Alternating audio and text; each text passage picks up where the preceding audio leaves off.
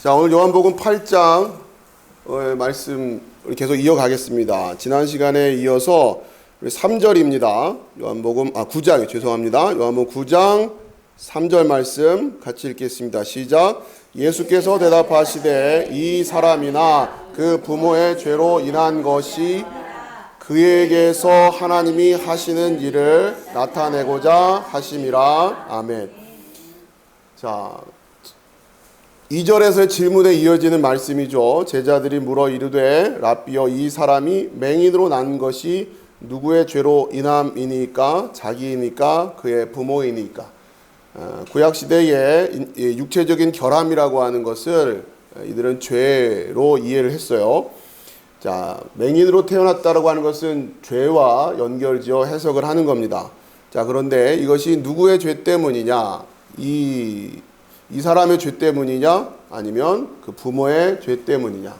자, 이제 신학적인 논쟁을 하는 질문을 하는 거죠.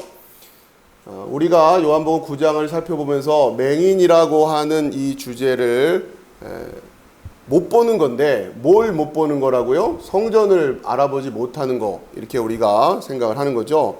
결국 그러면서 구약의 역사서 속에 쭉 보여졌던 그 산당의 문제들, 그러면서 그러한 문화 속에서, 그러한 예배 형식 속에서 태어난 사람들은 그냥 당연히 그게 맞는 줄 알고 또 그렇게 살아간단 말이에요. 여러분, 우리는 이제 그렇게 그 상황을 속에서 이해를 하시면 좋을 것 같아요. 그러니까 서로 모르고 있는 거예요. 자, 이걸 아버지의 죄라고 할 것이냐, 그 아들의 죄라고 할 것이냐. 자, 이제 중요한 것은 이 질문에 대해서 예수님이 대답을 하시는 거죠. 예수께서 대답하시되 이 사람이나 그 부모의 죄로 인한 것이 아니라, 자, 이것은 그러한 주제가 아니다라고 하시는 거예요. 그러니까 지금 2절에서 질문 자체가 잘못된 거죠. 그렇죠? 예수님 지금 그 문제가 아니다. 초점이 그게 아니다. 이렇게 얘기를 하고 계시는 거니까. 그게 아니라 그에게서 하나님이 하시는 일을 나타내고자 하심이라, 이렇게 말씀하세요. 자, 우선 하나씩 좀 살펴보면 그에게서라고 하는 이 표현은 헬라 원어로 보면 en auto에서 그 안에서란 뜻이에요. 안에서. 여러분 이제 이 헬라어 en이라고 하는 단어는 좀 익숙하실 텐데 어디 안에라는 거죠. 그러니까 그 안에서 좀 더 우리가 이해를 하자면 그의 인생 속에서, 그의 삶을 통해서, 그렇죠? 그의 모든 것, 그 사람의 삶 가운데서 하나님이 하시는 일을 나타내고자 하심이다. 그러니까 결국 그를 통해서 하나님은 이런 일을 하시는 분이구나 라고 하는 걸 우리가 깨닫게 하려고, 지금 어떻게 보면은 이 맹인, 날 때부터 맹인이었던 사람은 일종의 교재처럼 쓰임받고 있는 거죠. 뭔가 우리에게 가르침을 주시고자 하는 하나님의 교재가 되는 거예요. 이 사람은 하나님이 하시는 일을 나타내고자 하심이다. 그래서 전에도 한번 이런 말씀을 드렸는데 비슷한 취지로 우리에게 열려 있다라고 하는 것을 가르쳐 주시기 위해서 먼저 뭘 보여주신다고요? 닫혀 있는 걸 보여주신단 말이에요. 닫혀 있는 걸 알아야 뭘 알 수 있어요? 열려진 걸 아는 거죠. 처음부터 열려 있으면 모른단 말이에요. 그러니까 왜? 우리가 그래요, 우리가. 처음부터 열려 있으면 이게 열려 있는 건지 모른단 말이에요. 그래서 닫혀 있다가 열려 있는 거예요. 자, 그런 것처럼 지금 이 사람을 통해서 뭘 가르쳐 주시려고 하는 거겠어요? 눈 뜨는 거. 그렇죠? 눈 뜨는 걸 가르쳐 주기 위해서 맹인을 지금 하나님께서 사용하고 계신다. 그러니까 여러분이 이게 성경을 이해하고 성경을 해석하는 데 있어서 이 대목이 굉장히 중요한데, 지금 이 눈뜬 장면을 보면서 우리가 이번 주 수요 모임부터 실존주의라고 하는 주제를 공부를 할 거란 말이에요. 왜냐하면 우리도 모르는 사이에 실존주의적인 생각이나 태도가 사회에 배어 있고 우리도 모르게 그렇게 돼 있기 때문에 그게 그냥 자연스러운 줄 안단 말이에요. 그렇기 때문에 공부를 해야 되는 거죠. 마치 산당이 그냥 일반적인 예배 처소고 제사 형식인 줄 그렇게 하고 있는데 여러분이 태어났다고 하면 누가 가르쳐주지 않는 이상에는 여러분을 어떻게 구별하겠어요? 우리 아버지도 저렇게 하고 있고 할아버지도 그냥 그렇게 하고 있는데 그냥 그게 맞는 줄 알고 할 거란 말이에요. 그렇죠? 그래서 우리가 지식이 필요한 거고 깨닫게 해주는 게 필요하단 말이에요. 자, 그래서 그러니까 실존주의적인 입장이라고 하는 건 뭐냐면 오늘 같은 요한복음 9장의 이런 그 말씀을 보면서 대번에 어떻게 질문을 하냐면 이 사람이 눈을 떴네?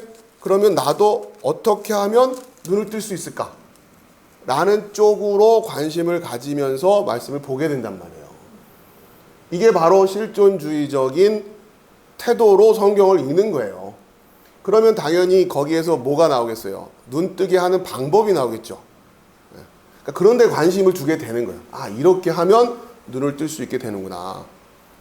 그게 아니라 하나님은 눈을 뜨게 해주시는 분이구나를 먼저 볼 줄 알아야 되는데 그게 잘 안 된다는 거예요. 이미 우리 중심으로 이 세상을 다 해석하기 때문에 그런 태도를 가지고 있는데 성경조차 그렇게 읽기 시작하면 이건 참 어려워지는 거죠.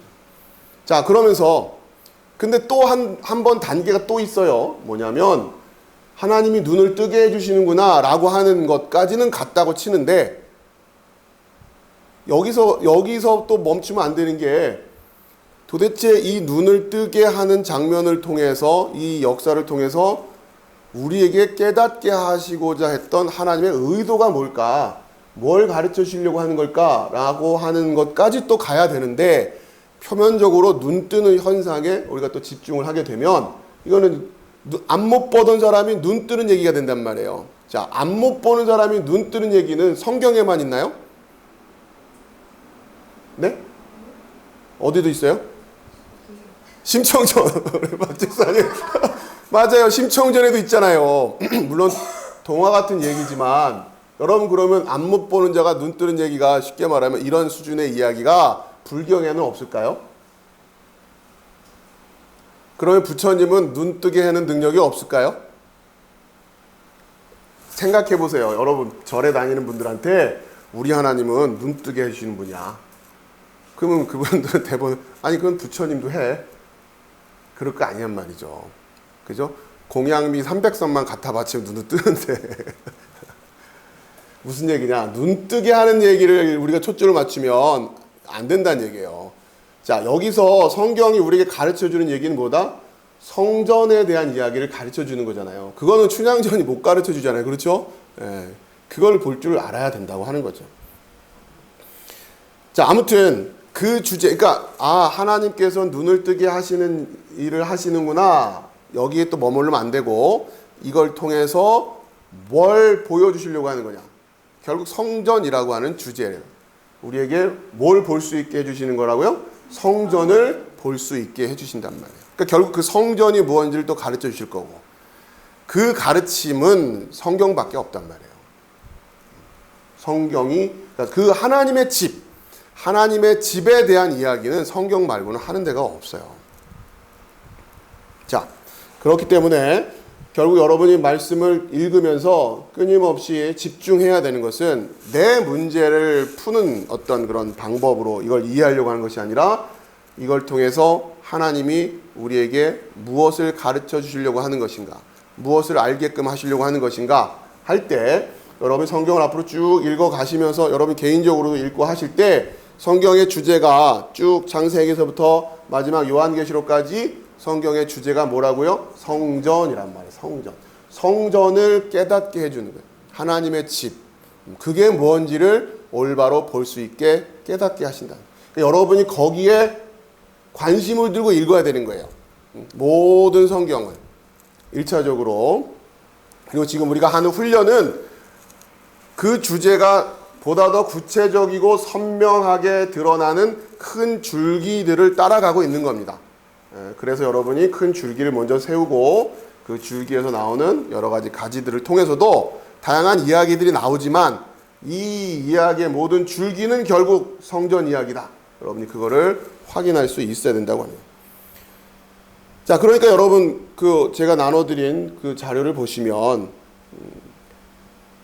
3절 밑에 있는 박스죠. 눈먼 자의 실존적인 문제로 이 성경을 해석할 것이 아니라 하나님의 일이라고 하는 관점에서 성경을 봐야 된다고 하는 거예요. 그러니까 이렇게 하면 내 눈을 뜰 수 있겠구나, 그 방법을 알려주시는구나가 아니라 하나님은 이런 일을 하시는구나를 보려고 해야 된단 말이에요. 그리고 어떻게 해요? 나 역시 하나님이 그 일을 위해서 지금 사용하고 계시는 거죠. 그에게서 하나님이 하시는 일을 나타내고자 하심이라. 자, 이 예수님 말씀이 우리가 그것을 받아서 어떻게 이제 성경을 읽을 때마다 고백이 되어야 되느냐? 내 안에서 하나님의 일이 보여지기를 소망합니다. 그러니까 이것은 내 인생을 통해서예요. 내 인생을 통해서 하나님의 일이 보여지기를 소망합니다. 하나님은 나를 통해서 하나님의 뜻에 합당한 무엇을 보여주기를 원하시는 걸까? 여러분 이걸 고민하셔야 된단 말이에요. 끝끝내 하나님이 부르시는 그 사랑의 초청에 반응하지 않고 결국은 멸망하는 인생으로 보여지면 이건 참 허망한 인생이 될 거 아닙니까?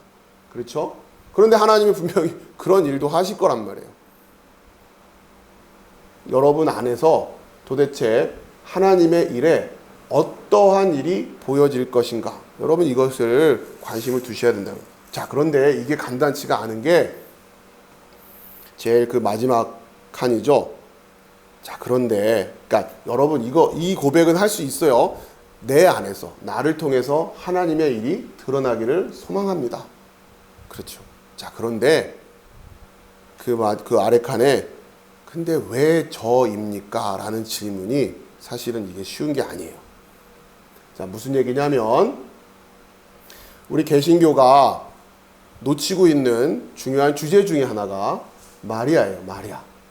왜냐하면 종교개혁을 하는 과정에서 종교개혁 당시에 캐톨릭이 지나치게 마리아라고 하는 이 주제를 숭배하는 주제로 만들어 놓는 바람에 종교개혁을 하던 그 쪽에서는 마리아라고 하는 주제를 굉장히 배격을 한단 말이에요. 그럴 수밖에 없었던 거죠. 이미 그 당시에는 마리아는 거의 신격화되어 있는 상태였기 때문에 마리아라고 하는 말을 떠올린다고 하는 것 자체는 일반인들에게는 하나님과 동급, 예수님과 동급인 그러한 느낌으로 자꾸 받아들여지게 되기 때문에 일종의 종교개혁 당시만 해도 마리아라는 단어는 금기어처럼 되는 거예요. 왜냐면 이미 사람들 이 생각 속에 이게 쪄들어 있으니까 그거를 새롭게 한다는 게 쉽지 않았을 테니까. 그리고 마리아가 지금 지나치게 숭배받고 있다고 하는 것을 비판적으로 얘기를 하다 보니 자연스럽게 마리아에 대한 주제가 개신교에서는 희박해지는 거죠. 자, 그런데 분명히 성경은 마리아를 통해서 예수가 이 땅에 오셨다고 한단 말이에요. 굉장히 중요한 인물이에요. 그런데 아쉽게도 종교개혁이라고 하는 그 상황을 통해서 또 놓친 것 중에 하나가 바로 이 마리아라고 하는 주제다. 이거 우리가 다시 회복을 해야 됩니다. 자, 그런데 그렇다고 해서 캐톨릭처럼 마리아를 숭배하자, 마리아에게 기도하자, 성인 숭배하듯이 그렇게 하자는 얘기가 아니라 성경이 그리고 있는 마리아라고 하는 주제, 결국 마리아를 통해서 하나님이 하시고자 하던 일이 뭐냐? 그렇죠? 그걸 우리가 놓치면 안 된단 말이에요. 왜냐? 신약 성경은 누구에서부터 출발합니까? 마리아에서부터 출발합니다. 그렇잖아요. 마리아에게 내가 너를 통해서 내 아들을 낳을 거다라고 하나님이 수태고지라고 하죠. 거기서부터 신약 성경이 출발한다고 해도 과언이 아니잖아요. 그렇기 때문에 마리아는 우리 신앙에 있어서 굉장히 중요한 주제입니다. 우리 개신교인들이 이 마리아를 놓치는 바람에 굉장히 우리의 신앙의 모습들이 좀 뭐랄까요? 얄팍해졌다고 할까요? 지나치게 기복주의적으로 흘렀다고 할까요? 이게 우리가 다시 회복해야 될 영성 중에 하나예요. 자, 구약 성경을 생각을 해보세요. 구약 성경 전체를 창세기부터 쭉 시작할 때 이스라엘 백성을 하나님이 이제 세우고자 하는 그 상황 속에서 누구를 부르시죠? 아니, 구약 성경에서 출발점이 아브라함이잖아요. 아브라함. 그렇죠? 예. 아브라함을 부르시잖아요. 내가 너로 큰 민족을 이룰 것이다. 그 아브라함 보고 어떻게 하래요? 떠나라고 하잖아요. 왜 아브라함에게 떠나라고 하시는 거예요? 아브라함을 통해서 큰 민족을 이루어야 되니까. 자, 하나님의 뜻은 큰 민족을 이루려고 하는, 하나님의 백성을 세우려고 하는 뜻이에요. 이 하나님의 뜻이 여러분이 동의가 돼요, 안 돼요? 이 하나님의 뜻에는 동의가 돼요, 안 돼요? 되죠. 근데 왜 내가 떠나야 되냔 말이에요. 어브라함이 떠나면 안 돼요? 어브라함이 떠나고 나는 어브라함 밑에 줄 서 있으면 안 되나? 여러분, 이거예요. 우리 개신교가 지금 놓치고 있는 게. 자, 그겁니다. 아브라함의 입장에서는 하나님의 뜻을 알겠어요. 그리고 하나님의 나라를 이루기 위해서는 누군가는 떠나야 해요.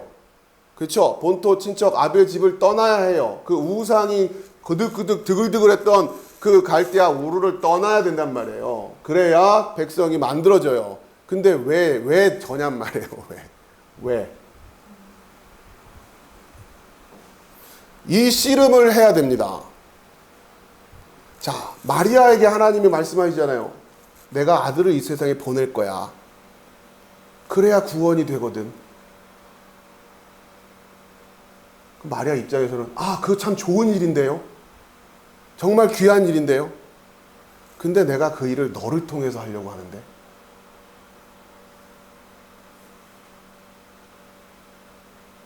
근데 그 의미가 뭡니까? 자기는 지금 정원한 사람이 있어요. 그런데 내가 애를 낳는다? 이게 그 당시 사회에서 무슨 얘기예요? 까딱하면 돌 맞아 죽는 상황이에요, 지금.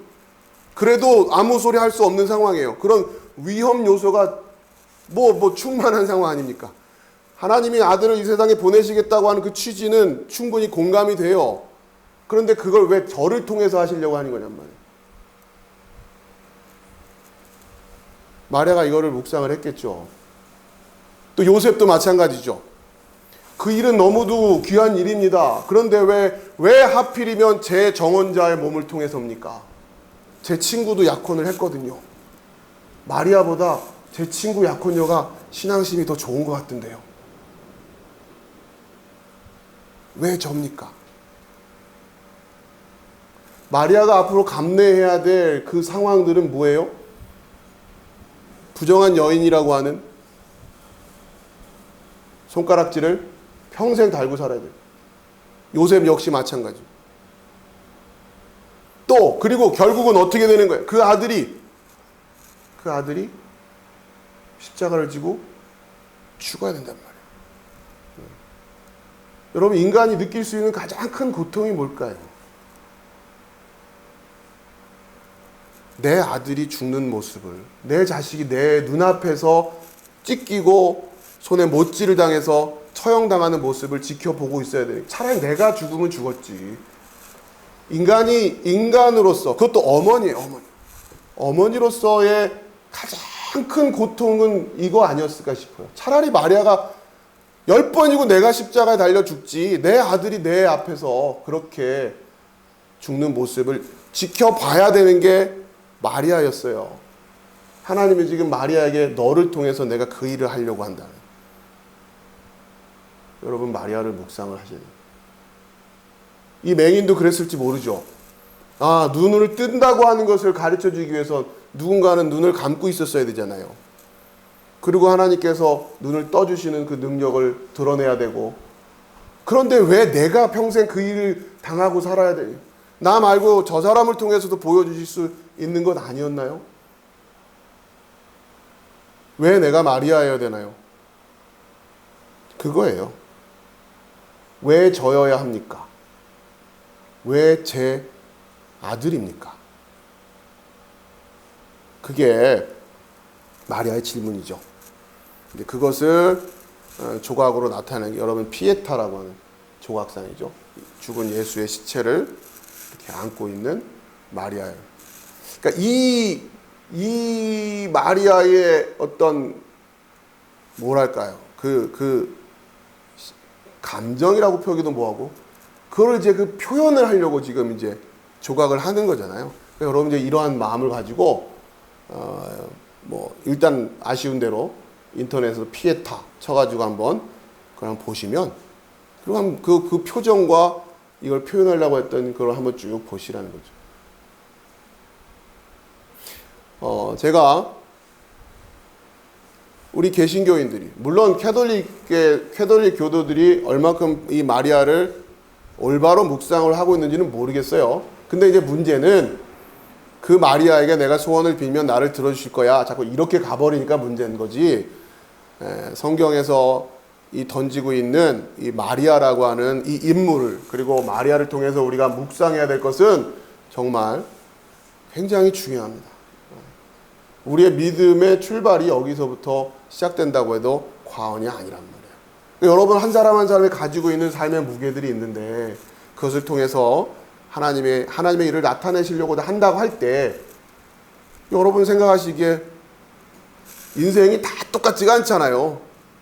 누구는 좀 더 힘든 것 같고, 누구는 그래도 사는 건 다 힘들다고 말하지만 내가 보기엔 꼭 그렇지는 않은 것 같은데, 저 사람은 좀 그래도 좀 평탄하게 가는 것 같은데, 왜 나한테 하나님이 나를 통해서 하나님의 일을 하시고자 하는 것은 알겠지만 생각보다 이 고백을 하는 것이 쉬운 일은 아니라는 거예요.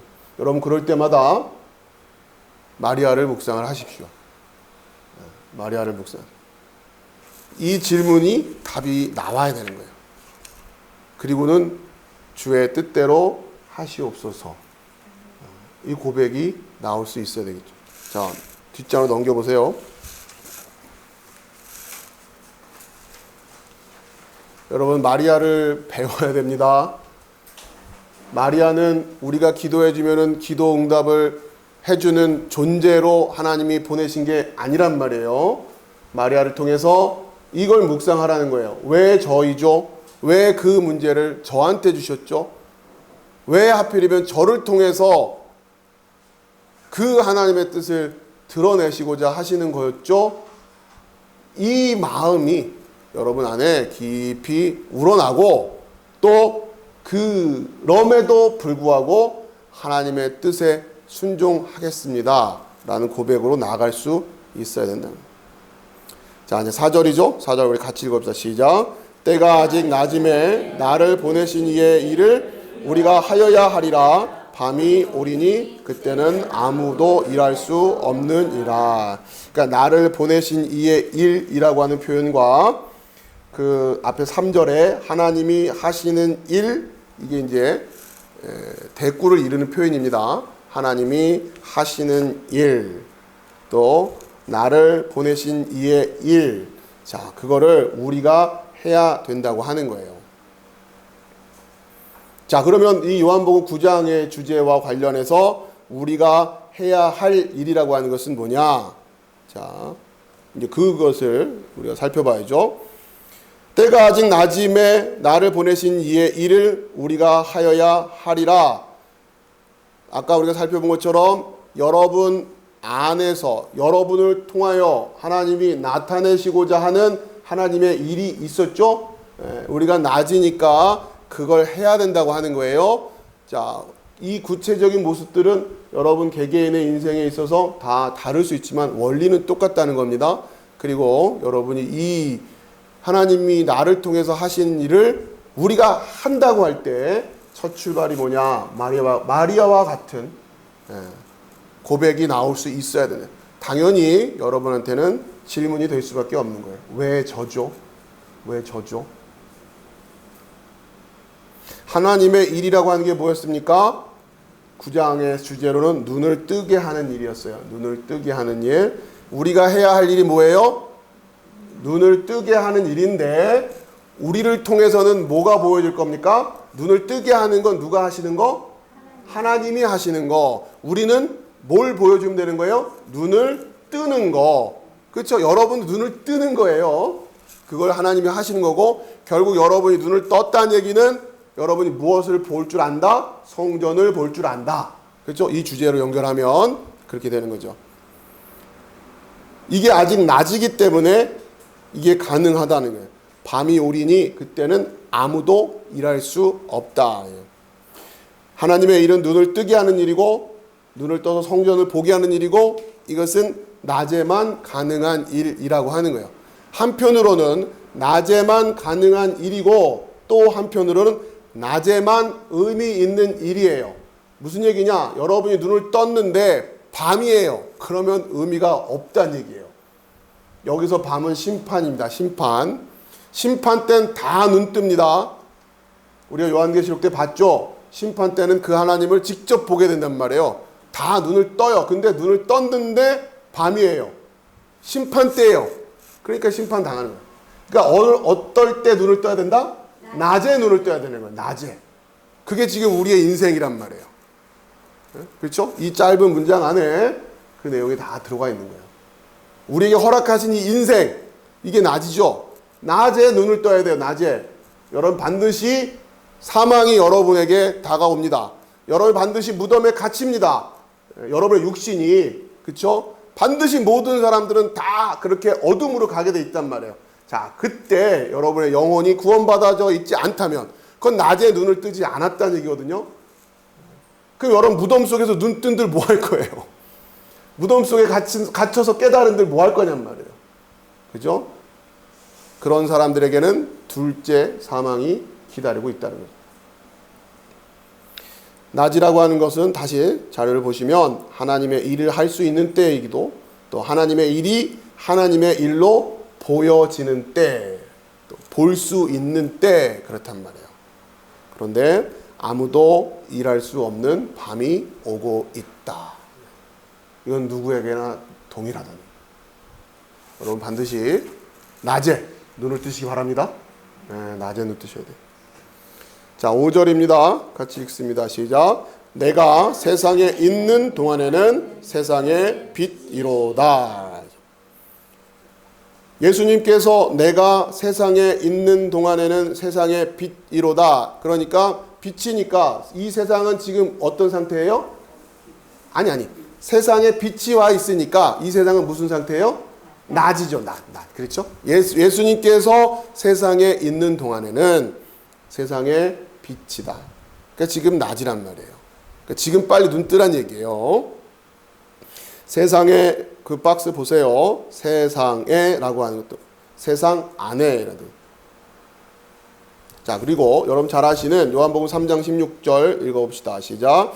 하나님이 세상을 이처럼 사랑하사 독생자를 주셨으니 이는 그를 믿는 자마다 멸망하지 않고 영생을 얻게 하려 하심이라. 그를 믿는 자라고 하는 그 제가 굵은 색으로 진하게 해놨죠. 그를 믿는 자라는 요 표현을 그 밑에 헬라어가 그를 믿는 자 해서 호 피스튜온 빨간색이 에이스 아우톤이에요. 빨간색이 에이스인데 이 에이스라고 하는 단어는 안으로라는 뜻이에요. 아까 우리가 읽었던 엔 이거는 안에라는 뜻이고 에이스 빨간색 에이스는 안으로예요. 그러니까 뒤에 있는 아우토는 그 안으로예요. 그를 믿는다라고 하는 건 뭐라고요? 자, 그를 믿는 자마다 멸망하지 않고 영생을 얻는다 할 때 이 부분이 호피스튜온 에이스 아우토는 에이스 요게 어디 안으로예요. 그러니까 그를 믿는 자라는 얘기는 그 안으로 믿는 자 이런 의미잖아요. 그렇죠? 예. 믿음이라고 하는 것을 동작으로 나타내면 어떻게 되는 거예요? 안으로 들어가는 동작이 돼야 되는 거예요. 그걸 믿음이라고 하는 거예요. 이해하시겠죠? 믿음이라고 하는 것을 전치사로 나타내라. 그러면 뭐예요? 에이스. 또 그 결과로 안에 이렇게. 그렇죠? 어디 안에 안으로. 이런 거예요. 그걸 가르쳐 주는 거예요. 자, 그러면 잘 봅시다. 하나님이 이 세상을 이처럼 사랑하사 독생자를 주셨으니 이는 그를 믿는 자마다 이는 그 안으로 들어가는 자마다 이런 얘기로 읽혀지실 수 있어야 된다는 겁니다. 그걸 믿는다라고 하는 거예요. 그러면 그를 믿는 자 이제는 여러분이 이제 대답을 하실 수 있어야죠. 그를 믿는 자. 자, 믿는다라고 하는 것은 안으로라는 뜻이었어요. 그러면 그는 예수님인데 이거를 오늘 지금 우리가 계속 배우고 있는 다른 단어로 하면 뭐가 될까요? 성전, 그렇죠. 성전 안으로 들어가는 자, 그렇죠? 성전 안으로 들어가는 자, 이게 그를 믿는 자라고 하는 거예요. 자, 그런데 우리가 못 들어가는 이유가 뭐예요? 눈이 멀어서 찾아볼 수 없는, 그러니까 여러분이 눈이 멀어서 못 보는 것도 못 보는 거지만, 눈이 먼 자는 이들이 이따 우리가 뒤에 살펴보겠지만, 눈이 먼 자는 어떤 사람이라고 생각했어요? 죄인은 여호와의 전 안으로 들어올 수 있어, 없어요? 없어요. 그러니까 단순히 못 보니까 못 찾아서가 아니에요. 그런 의미도 있지만 못 보는 것도 있고 죄인이기 때문에 안 된단 말이에요.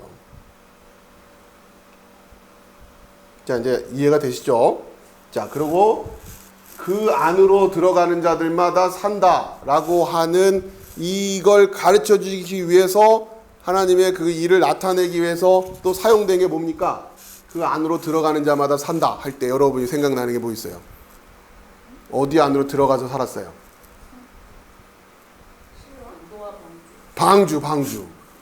방주를 왜 보여주신 거예요?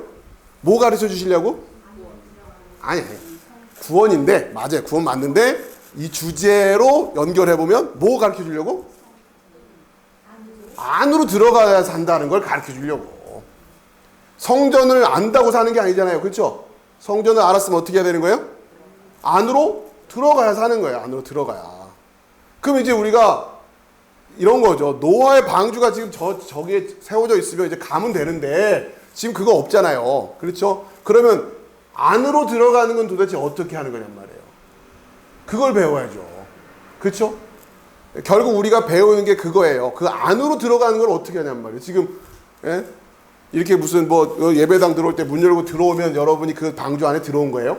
아니잖아요.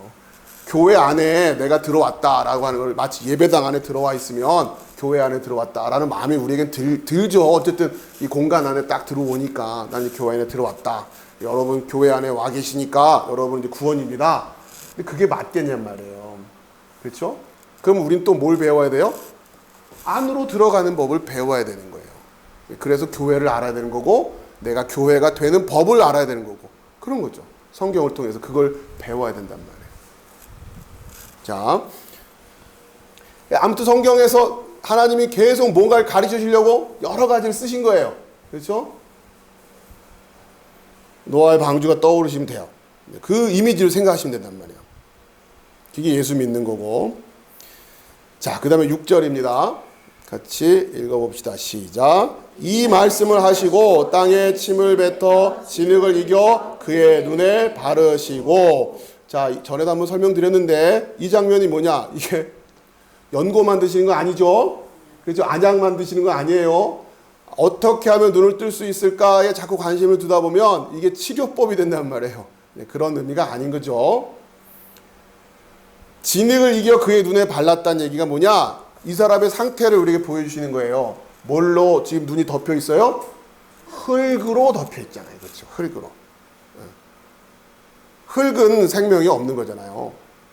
흙으로 덮여 있다. 흙으로 덮여 있는 눈, 흙으로 덮여 있는 눈.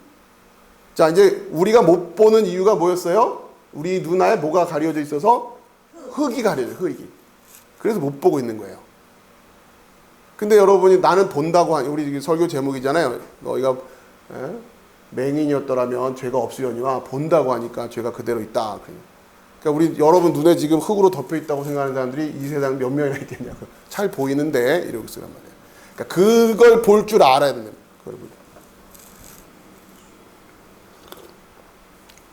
자, 한 구절도 버릴 게 없죠. 그렇죠? 철저하게 지금 하나님은 우리에게 뭔가를 지속적으로 설명하시려고 그래요. 7절입니다. 시작. 이르시되 실로암 못에 가서 씻으라 하시니 실로암은 번역하면 보냄을 받았다는 뜻이라. 이에 가서 씻고 밝은 눈으로 왔더라. 자, 우선 하나씩 쉬운 것부터 봅시다. 씻고 하니까 이거는 뭐가 되겠어요? 그러면 어떻게 했다는 얘기예요? 진흙을 벗겨냈다라는 얘기가 되겠죠?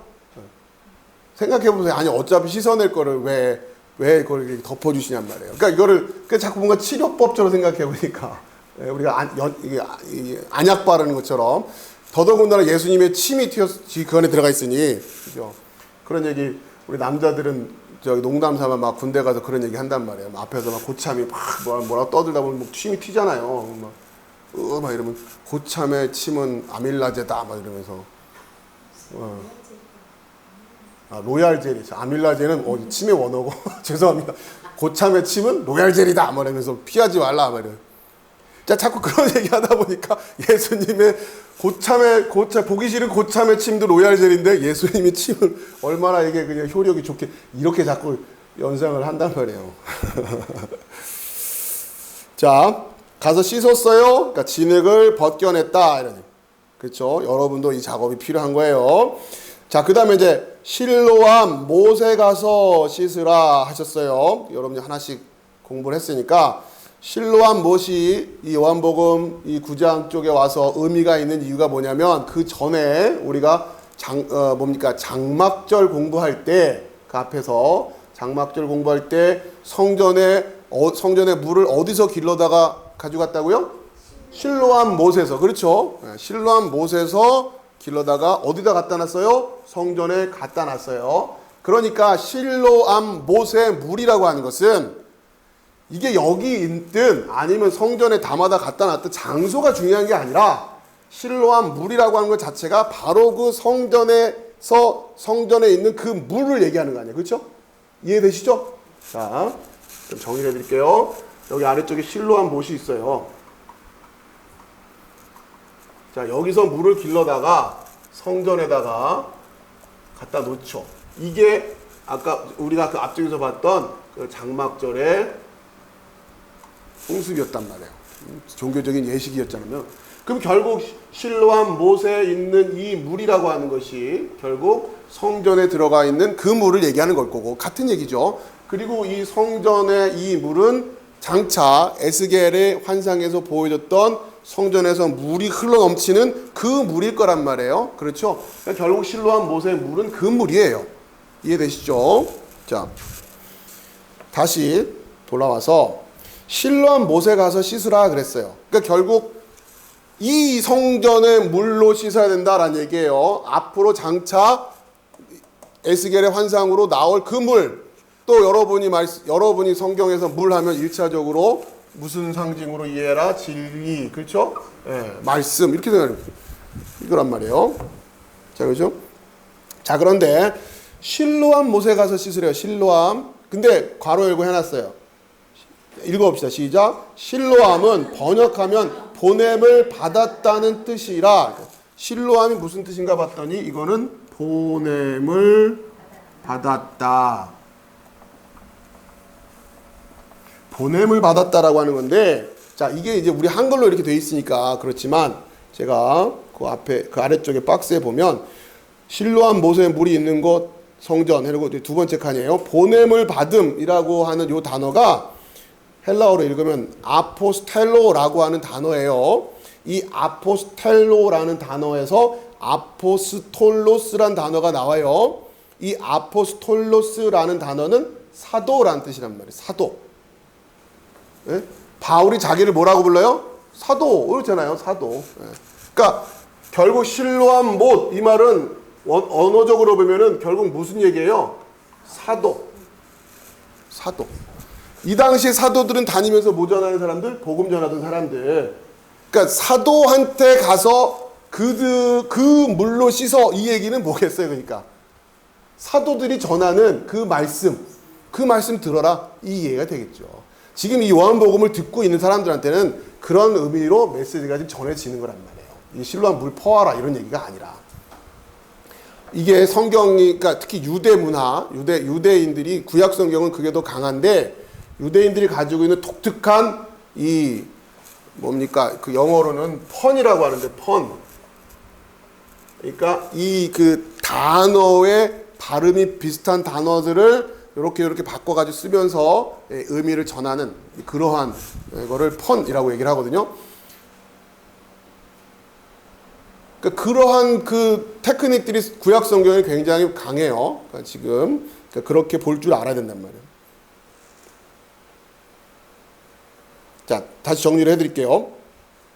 7절 다시 보세요. 이르되 실로암 못에 가서 씻으라 하시니 실로암 못에 가서는 사도란 얘기예요.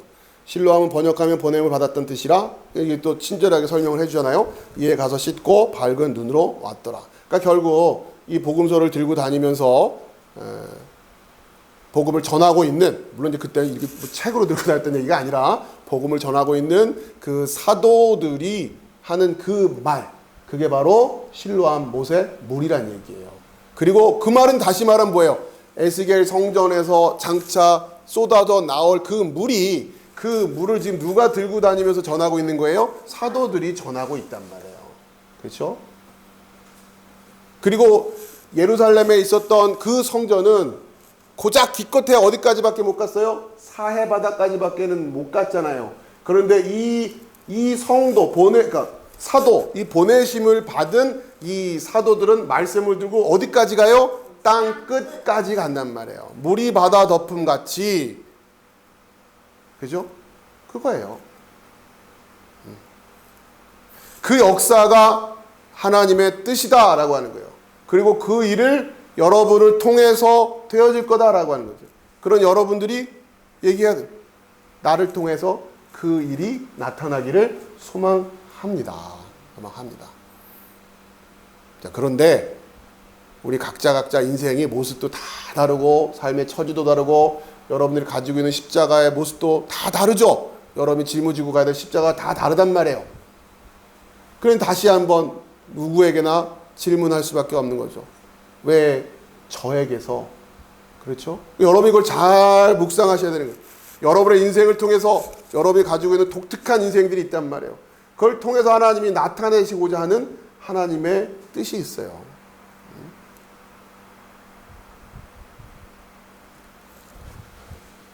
자, 다시 그 박스를 정리를 해서 보여드릴게요. 실로암의 물이라고 하는 것은 이게 성전 안으로 옮겨지는 물이었고, 장막절 그 풍습이었죠. 그리고 실로암의 물이라고 하는 건 결국 성전에서 나오는 물이고, 실로암 못에 물이 있는 곳이 성전이 될 거예요. 그리고 보내심을 받았다라고 하는 이 단어가 사도로 연결됩니다. 자, 로마서 1장 1절 보니까 예수 그리스도의 종 바울은 사도로 부르심을 받아 하나님의 복음을 위하여 택정함을 입었으니. 자, 바울이 갈라디아에서는 이제 종의 멍에를 매지 마라 하고 사랑으로 서로 종 노릇하라 라고 할 때, 여러분이 서로 종 노릇하라고 할 때 그 첫 번째 이웃이 누구예요? 예수. 그렇죠? 예수 그리스도의 종. 그러니까 여러분은 다 공통적으로 예수 그리스도의 종이에요. 물론 성도들 서로에게도 종 노릇해야 돼요. 왜? 우리는 그리스도의 몸이기 때문에 결국 그리스도에게 종 노릇하는 거란 말이에요. 그리고 우리 그리스도의 종들은 부르심을 받았단 말이에요. 부르심을 받아. 그래서 보내심을 받을 거예요. 목적은 뭐냐? 하나님의 복음을 위해서라는 거예요. 결국 우리의 인생은 무엇을 드러내기 위해서? 복음을 드러내기 위해서. 모양과 형편은 다 다양하지만 궁극적으로는 여러분을 통해서 그 복음이 나타나기를 소망하는 거예요.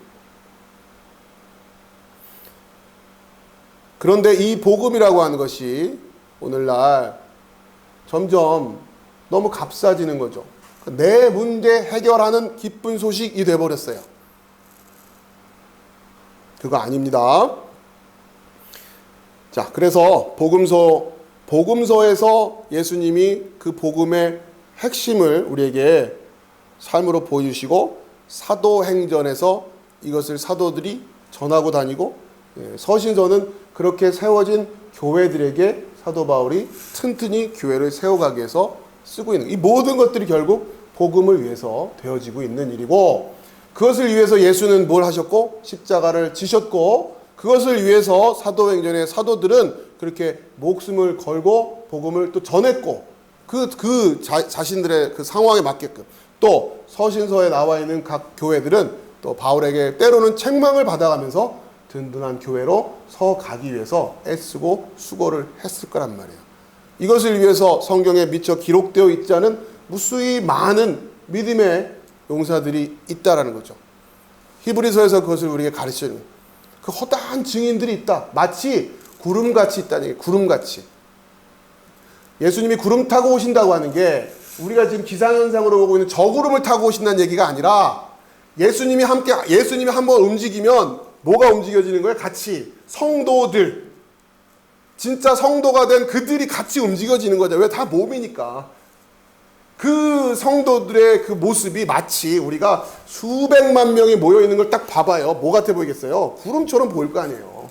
구름대 같이 몰려온다고도 하고. 예수님이 구름 타고 오신다고 하는 거를 구름에서 무슨 뭐 이렇게 뭐 그 손오공 마냥 그렇게 구름을 타고 다니는 걸로 이해를 해버리면 그걸 또 믿음인 줄 알고. 여러분, 구름은 우리예요, 우리. 우리란 말이에요, 우리가 구름이에요, 우리가. 근데 참 재밌죠? 그 구름을 사실은 예전 사람들은 저게 그냥 손 모을까 하고 봤는데 가서 들어가 보니까 그 구름이 물이에요, 물. 그죠? 결국 물을 머금고 있는 거 아니에요, 구름이. 물리적으로도. 저는 이런 대목이 참 신기해요. 여러분 한 분 한 분이 진리가 됐다는 얘기는 뭐가 됐다는 얘기겠어요? 실로암의 못에 물이 됐다는 얘기잖아요. 그죠? 자, 그 역사를 이어가고 있는 것이고 우리 빛으로 교회도 그것 때문에 부르심을 받았다. 오늘날 우리가 또 무엇을 해야 될 일이 있겠죠. 잘 분별해서 그 뜻을 이어가야 되는 거예요. 자, 8절입니다. 8절. 그것을 하기 전에 좀 다시 이렇게. 그러니까 결국 이 실로암 못의 물은 사도가 주는 물이었고, 그렇죠? 사도가 주는 물이었고, 여러분도 그 물을 가지고 있어야 돼요. 그러니까 사실 또 물이 돼야 되는 거고, 여러분이 물이에요, 물. 그래서 그것을 가지고 있어요. 근데 그 물을 한마디로 말하면 뭐였어요? 복음이었잖아요, 복음, 그렇죠? 복음을 위하여 택정함을 받았다. 이래요. 근데 복음이 뭔지를 모르면 어떻게 하냔 말이에요. 그러니까 제가 우리 빛조의 교회가 이 문제를 이 현실을 직면했을 때 우리 다 같이 안타까워 합시다라고 한 거란 말이에요. 그죠? 복음이라는 단어는 가지고 있는데 내용이 없으면 어떻게 해요? 그러면 안 되잖아요. 그러면 이건 뭐가 돼요?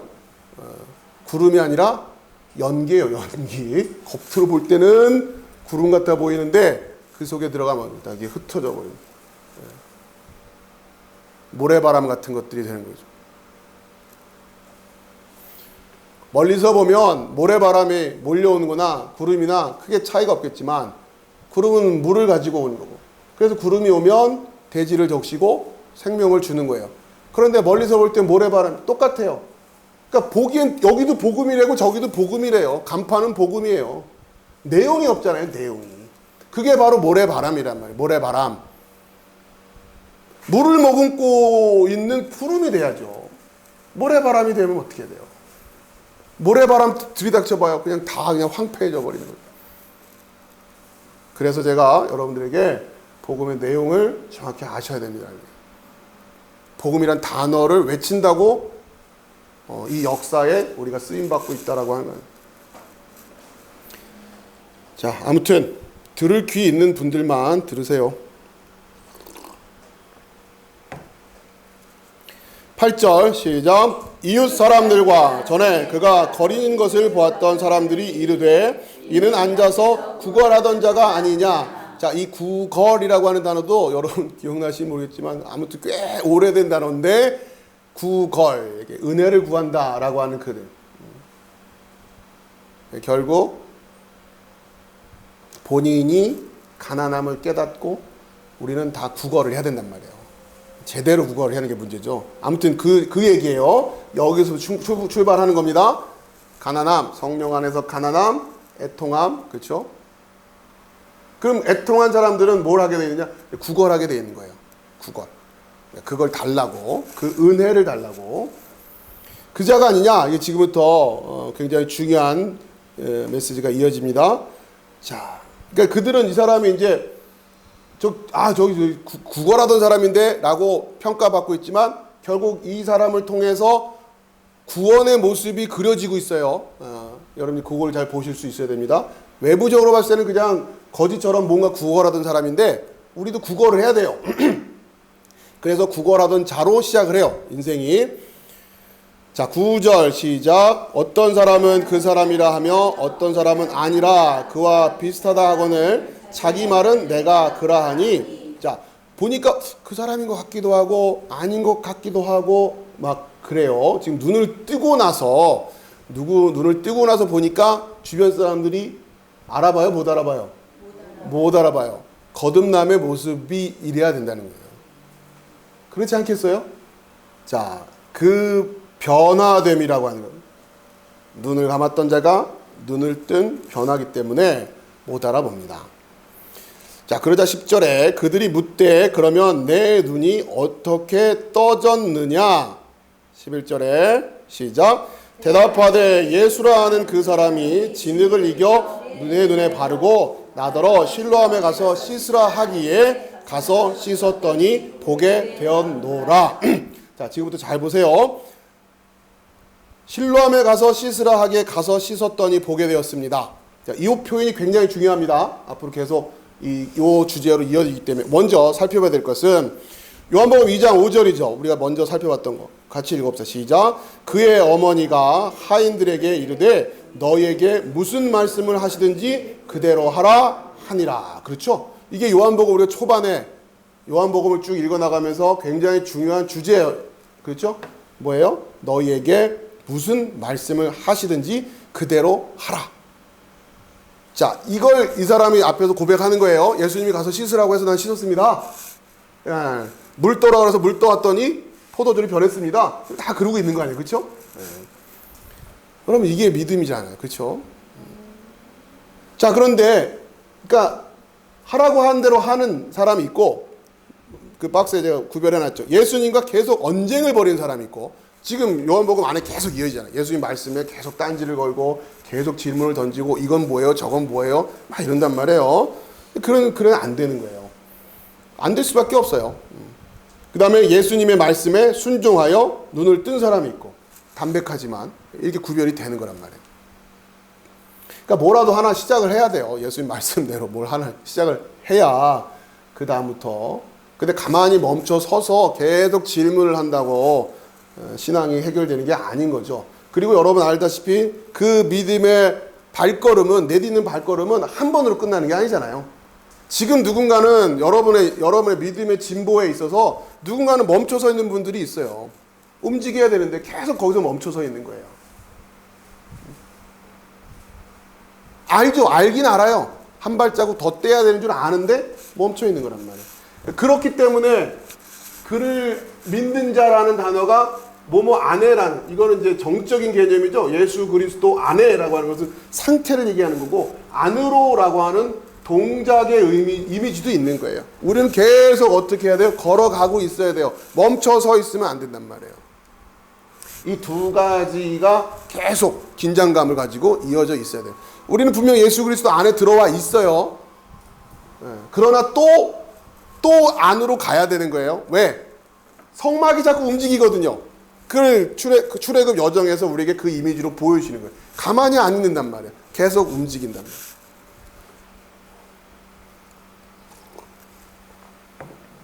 여러분이 계속해서 그 믿음의 진보를 이어가시기 바랍니다. 자, 12절에요. 그들이 이르되 그가 어디 있느냐 이르되 알지 못하노라 하니라. 이 맹인에게 물어봐요. 그가 어디 있느냐. 그러니까 알지 못하노라 하더라. 자, 이게 어떤 의미냐면 이제 실로암에 가서 씻으라게 가서 씻었더니 보게 되었습니다. 이게 뒤에 살펴보겠지만, 이게 이 눈을 뜬 사람한테는 이게 복음이라고 하는 사건입니다. 잘 이해하세요. 거기다 메모를 해놔서 이게 복음이에요. 이 사람한테는 지금 복음. 그리고 그 복음은 사건이란 말이에요.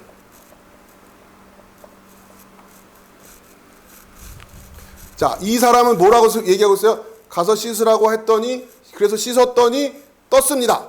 이런 사건이 자기한테 있죠. 이건 뭐 확실하잖아요. 이 사람은 이걸 지금 복음으로 가지고 있는 거예요. 자, 그런데 이 복음을 가지고 있는 사람이 지금 예수님이 어디 있는지를 몰라요. 예, 이 사람 앞에 지금 안 보이는 거잖아요. 그렇죠? 그리고 눈을 감았다가 뜨니까 누가 나를 떡에 넣는지를 못 볼 수도 있고, 이건 좀 다른 얘기지만 그렇잖아요. 그리고 가셨으니 뭐 누가 나를 떠주겠는지. 자, 이게 무슨 얘기냐면 예수님이 부활하시고 승천하신단 말이에요. 그러면 이 땅에는 지금 예수님이 계세요, 안 계세요? 안 계세요. 그렇죠? 어디로 가셨는지는 알지만 지금 어디 있는지는 모르는 거예요. 그러니까 이 땅에 이제 안 계시니까 성경이 지금 그렇게 그리고 있잖아요. 그 상황입니다. 지금 마치 그 당시에 제자들이 복음은 가지고 있지만 예수님이 승천하시고 이 땅에는 없어요. 그러면 예수님이 가시고 없는 상황에서 복음만 가지고 있는 자들이 어떻게 하는지를 이 사람이 지금 보여주고 있는 거예요. 그렇게 보시면 돼요. 그러면 정확하게 이 대화들이 이해가 되기 시작합니다. 자, 13절 그들이 전에 맹인이었던 사람을 데리고 바리새인들에게 갔더라. 14절에 예수께서 진흙을 이겨 눈을 뜨게 하신 날은 안식일이라. 이게 이제 문제가 되는 거죠. 안식일에는 생명을 주시는 날이고 안식일은 눈을 떠야 되는 날인 거예요. 그런데 지금 안식일에 생명을 살렸다고 예수님을 죽이려 하고 안식일에 눈을 뜨게 했다고 예수님을 죽이려 하고 그런 거잖아요 지금. 그렇죠? 안식일을 제대로 이해하지 못했기 때문에. 2장 다음 3페이지요. 자, 안식일이라고 하는 이야기는 일을 멈추라고 하는 여러분의 입장에서예요. 여러분의 입장에서는 일을 멈추라. 여러분의 일을 멈추고 하나님의 일을 하라는 얘기고, 여러분이 안식일이 아닌 날에 일을 해야만 했던 이유는 단순하지만 먹고 살려고. 그렇죠? 그러면 일을 멈춘다는 얘기가 뭐겠어요? 여러분 스스로 먹고 살아야 될 그 일을 멈춘다는 얘기예요. 그 말은 다시 말하면 무슨 얘기냐? 죽겠다는 얘기예요. 그렇잖아요. 안식일에 그러니까 일을 하는, 여러분 왜 일해요? 뭐 하려고? 그렇죠? 박 기자님 왜 열심히 일하세요? 먹고 살려고. 근데 그 일 하지 말고 안식일에 멈춰라는 얘기는 뭐 하라는 얘기랑 똑같은 거다? 죽어라는 얘기랑 똑같은 거예요. 여러분 안식일에 죽어야 되는 거예요. 그죠? 그러니까 멈추면 죽는 건데 안 먹으면 죽잖아요. 안식일에 우리한테는 그거란 말이에요. 그런데 우리가 그렇게 일을 멈춤으로 죽으면 하나님은 안식일에 뭐 하세요? 살리시는 일을 하는 거예요. 그게 믿음인 거예요. 근데 그게 안 믿어지니까 자꾸 안식일에 일을 해야 되잖아요. 그죠? 그러니까 이게 원리예요, 원리. 그렇다고 안식일에 직업을 가지고 계신 분, 오늘날 이 시대가 굉장히 다양해진 상황에서 이걸 제가 기계적으로 여러분들에 적용하라 그런 얘기가 아니라 여러분의 믿음의 출발. 그래서 우리가 갈라디아서에서 공부했던 레위기의 총정리하면서 뭐가 있었어요? 내 안식일을 거룩하게 지켜라. 살리는 일은 누구밖에 못하시고요? 하나님만 하시는 거예요. 살리기 위해서는 뭐가 필요해요? 안식일이 필요해요. 안식일에 하나님이 살리시니까. 그러려면 우리는 뭐 해야 돼요? 죽어야 돼요. 안 죽고 계속 일을 하면 하나님이 어떻게 살려줄 수가 없잖아요. 안식일에 우리는 다 죽어야 된단 말이에요. 쉬운 일 아니죠? 영적인 원리 여러분 잘 이해하십시오. 자, 그런데 아무튼 그 안식일에 바리새인이라고 하는 소위 율법주의라고 하는 이들은 물리적으로 일을 멈춤으로 오히려 이들이 뭘 하고 있는 거예요? 사람들을 죽이고 있잖아요. 그렇죠? 가늠하다 잡혀온 여인을 살릴 방법이 없어. 이들한테는 맹인을 눈을 뜨게 할 방법도 없어요. 병자를 고칠 능력도 없어요. 그렇죠? 그러면서 이들은 그냥 안식일을 지킨다고 하거든요. 그거를 예수님이 지금 다 해주고 계신데, 그러면 안식일의 참된 의미가 사람을 살리는 건 줄 알았으면 사람을 살리시고 눈을 뜨게 해주신 예수님을 바라보면서 저분이 지금 진짜 하나님의 일을 하고 있네 이렇게 봤어야 되는데 그걸 못 알아본다. 그러니까 이게 율법주의의 문제인 거죠. 그리고 이 율법주의가 결국 예수님을 못에 박는 거고, 우리 스스로 가지고 있는 율법주의적인 의식들, 간단한 얘기 아니에요. 단순한 얘기 아니에요. 갈라디아서도 결국 그 주제를 얘기하고 있고, 교회의 가장 폐해를 일으키는 것이 바로 폐해라는 표현도 좀 사실 교회의 가장 큰 대적이 뭐냐? 율법주의라고 하는 거예요. 그 율법주의에 걸리면 뭐 나만 아는 사람이 없어요. 어쨌든 율법주의 원리가 사망이기 때문에 다 죽어요, 다 죽어. 거기에 걸리면. 자, 15절 되게 중요해요. 같이 읽읍시다. 시작. 그러므로 바리새인들도 그가 어떻게 보게 되었는지를 물으니 이르되 그 사람이 진흙을 내 눈에 바르매 내가 씻고 보나이다. 이게 복음이라고 그랬어요. 기능이 그래요. 그 사람이 진흙을 내 눈에 바르매 내가 씻고 보나이다. 이게 사건이에요. 사건. 해석이 아니에요. 복음은 사건이라고 그랬어요. 우리가 고린도전서 15장에서 봤던 것처럼 복음은 사건이다. 자, 이 사람한테 이게 너무 명백한 거잖아요. 눈을 뜬 사람이 전하는 복음의 사건입니다. 그 박스예요. 그 사람이 진흙을 내 눈에 바르매 내가 씻고 보나이다. 하나님은 이런 일을 하시는구나. 이걸 봐야죠. 아까 앞에 설명한 거. 자, 그리고 나서 이 복음이라는 사건을 통해서 예수를 이제 해석해야 되는 거예요. 근데 그분 말대로 했더니 내가 이렇게 됐어. 이건 당연한 사건이잖아요. 그럼 그분은 도대체 뭐지? 이렇게 가는 거예요. 그렇죠? 그러니까 여러분이 그렇기 때문에 어디서부터 출발해야 되냐? 복음이라고 하는 사건에서 출발해야 되고, 여러분이 그 복음을 믿음으로 고백할 수 있느냐? 사실 여기서 중요해요. 예수님이 우리 죄를 위해서 십자가에 죽으셨고, 그렇죠? 장사됐고, 사흘 만에 부활하셨고, 또 우리에게 보이셨고, 이게 여러분에게 마치 이 사람이 이야기하고 있는 이 사건처럼, 그렇게 사건처럼 사건으로 나에게 믿음으로 고백이 되느냐? 이게 복음이라는 거예요. 자, 16절 읽어봅시다. 시작. 바리새인 중 어떤 사람은 말하되 이 사람이 안식일을 지키지 아니하니 하나님께로부터 온 자가 아니라. 자, 우선 여기까지. 그런데 이 사건을 해석을 하는데 바리새인들은 어떻게 해석을 해요? 안식일을 지키지 아니하는 거 보니 하나님께로부터 온 자가 아니다, 이렇게 해석을 하는 거예요. 이렇게 해석할 수밖에 없었던 이유는 뭘 몰랐었기 때문에? 안식일을 몰랐기 때문에. 그 말은 하나님이 안식일에 일하시는 분이라고 하는 것을 몰랐기 때문에, 하나님이 살리시는 걸 몰랐기, 그러니까 결국 하나님을 몰랐기 때문이에요. 자기들이 정해놓은 안식일 규정만 있는 거죠. 그런데 안타까운 것은 이들은 안식일을 왜 지킨다고 그래요? 하나님께 영광이 되기 위해서 지키고 있다, 이러고 있단 말이에요. 이게 얼마나 안타까운 일이냐라고 하는 거죠. 자, 이 복음에 대한 사건을 놓고 이들은 이렇게 해석을 해요. 자, 그런데 어떤 사람은 말하되 죄인으로서 어떻게 이러한 표적을 행하겠느냐 하면서 궁금증을 갖은, 그들 중에 분쟁이 있었더니. 한편으로는 이것은 좀 의미 있는 표적인데, 자, 그런데 중요한 것은 안식일의 의미를 정확히 이해한 느낌이 아니라 어떤 측면에서 이렇게 엄청난 일을 하는 거 보면 뭐가 있는 것 같은데? 그러니까 유대인들은 표적을 좋아한다라는 게 그거란 말이에요. 이들에게 리더십은 뭐로 증명해야 되는 거예요? 더 센 기적. 그러면 더 세지는 거예요. 그러니까 그런 느낌이 더 강한 거죠, 지금. 그래서 그러니까 결국은 다 율법주의 안에 있는 사람들입니다. 그래서 마지막 때에는 뭘 자꾸 쳐다볼 거다? 표적을, 기사를, 이적을 쳐다본단 말이에요. 저 목사님 뭐 하는 표적을 보니까 저 목사님 저 무슨 집회 가니까 누가 낳고 저분은 암도 고쳤대. 잘 분별하세요. 그러한 푸닥거리들이 교회 안에 너무 깊숙이 들어와 있단 말이에요. 장님들이에요, 전부 다. 그들 중에 분쟁이 있었더니, 성경은 단순하게 이걸 분쟁이라고 표현합니다. 분쟁, 다툼.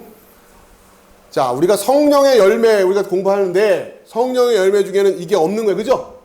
근데 이걸 이렇게 규정을 해버린단 말이에요. 얼핏 보기에는 죄인으로서 어떻게 이런 표적을 행하겠느냐, 뭔가 예수님에 대해서 관심을 두고 긍정적인 측면으로 바라보고 있는 것 같는데 그렇지 않아요. 성경은 이것을 분쟁이다. 그 말은 이 상황에는 지금 뭐가 없는 거다? 성령이 없는 거다라고 하는 거예요. 그래서 분쟁이라고 규정을 하는 거예요. 17절 시작. 이에 맹인되었던 자에게 다시 묻되 그 사람이 내 눈을 뜨게 하였으니 너는 그를 어떠한 사람이라 하느냐? 대답하되 선지자니이다 하니. 자, 이게 복음이라는 사건을 통해서 이 사람이 예수 그리스도를 해석하고 있는 거죠. 물어보는 거예요. 자, 그러면 너는 그를 어떤 사람이라고 하느냐? 선지자입니다.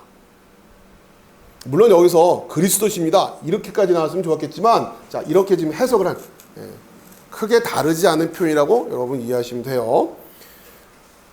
자, 박스입니다. 눈을 뜬 사람이 전하는 복음의 사건이죠. 그 사람이 진흙을 내 눈에 바르매 내가 씻고 보나이다. 그리고 이어지는 그 복음에 대한 해석.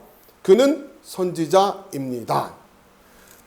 우리가 고린도전서 15장에서 봤던 그 복음의 내용을 통해서 그걸 이해하고 그걸 믿음으로 고백한 뒤에 거기서부터 하나씩 기독교 교리가 나오는 거예요. 그렇죠? 그리고 특히 그것을 이해할 때 복음서에서 예수님이 보여주셨던 또 사역들 하셨던 말씀들을 종합하면서 도대체 이분이 누구냐? 결론 하나님의 아들이다. 이렇게 되는 거죠. 그 작업이 우리한테 또 있어야 되고 우리도 그 궤적을 그대로 따라가야 되는 거예요. 사도들이 고백했던 그 과정들을 또 그들도 당연히 구약 성경을 뒤적뒤적 해봤겠죠. 야, 여기에 이 말씀이 이런 거였구나. 아, 이렇게 된 거였구나. 우리도 이제 그것을 이제 앞으로 해 나가는.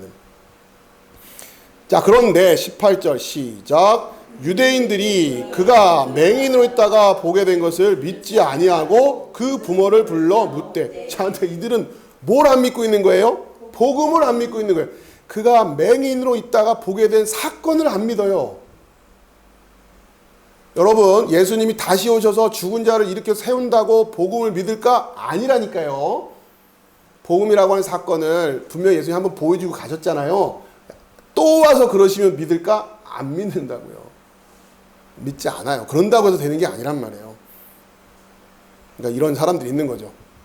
근데 보지도 않고 믿는 여러분들은 뭐예요 도대체? 대단한 거예요. 그러니까 예수님이 그러시잖아요. 보니까 믿니? 보지 않고 믿는 이들이 복되다. 여러분이 분명히 믿는다고 고백은 하니까 믿는다고 저도 인정을 해드리고 여러분을 축복이라고 하는 거예요. 자, 그런데 그게 믿음의 고백으로만 되느냐? 그건 아니잖아요. 그렇죠? 걸어가야 된단 말이에요. 안으로 걸어가야 된단 말이에요. 멈춰 서 있지 말고 전에 히브리서 공부하면서 얘기했죠. 멈춰 서 있는 줄 아는데 멈춰 서 있는 게 아니에요. 뭐예요? 흘러 떠내려가고 있는 중이에요. 계속 움직여야 돼요. 계속. 멈춰 있는 게 아닙니다. 흘러 떠내려가고 있는 거지.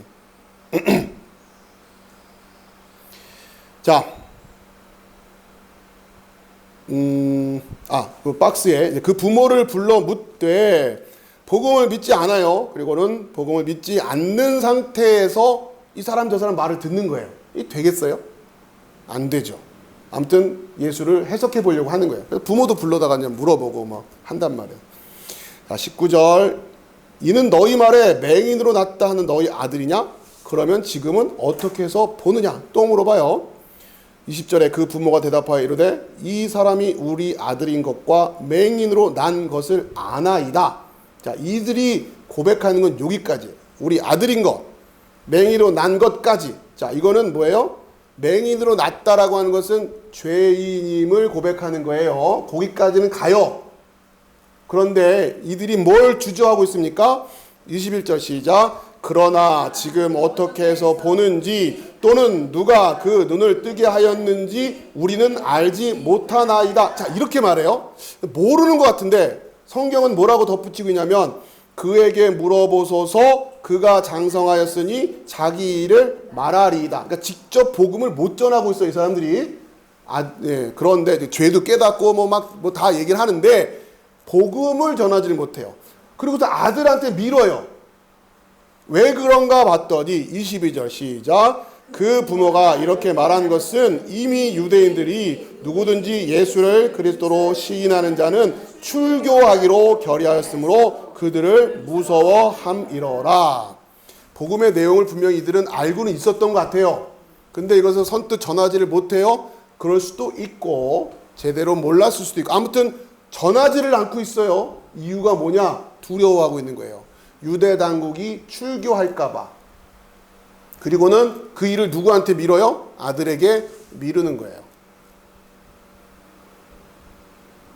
자, 아들의 눈을 뜬 것은 알지만 복음을 직접 전하지 않는 부모의 모습이죠.